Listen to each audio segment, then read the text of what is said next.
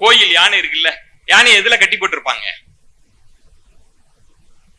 யானை நினைச்சா அந்த சங்கிலியை அறுக்க முடியாதா? அறுக்கலாம்.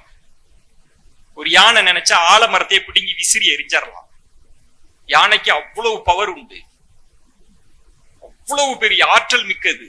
அப்படி சுத்தி சூக்கிய எரிஞ்சிரும் ஆற்றலோடு. ஆனா ஒரு சங்கிலியில இருக்கு, அது நினைச்சா அறுத்துட்டு போயிடலாமே.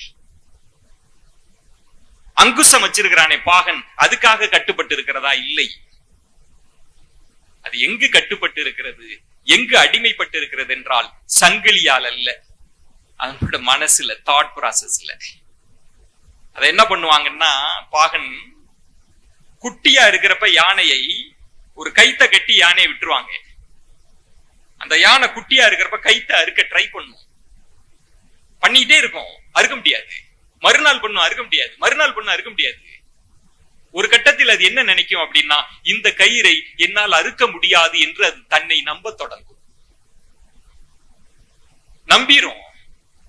குட்டியாருன பிறகு இல்ல, மிகப்பெரிய யானையாக வந்த பிறகும், ஒரு ஆலமரத்தையை பிடுங்கி எரியக்கூடிய ஆற்றல் வந்த பிறகும் அந்த யானை நம்பி கொண்டிருக்கும், இந்த சங்கிலியை என்னால் அறுக்க முடியாது. அந்த நம்பிக்கையை சிதைக்கிற முயற்சியில், அப்படி ஒரு அவநம்பிக்கையை விதைக்கிற முயற்சியில் பெற்றோர்களே ஒரு காலம் நீங்கள் ஈடுபட்டு விடக்கூடாது.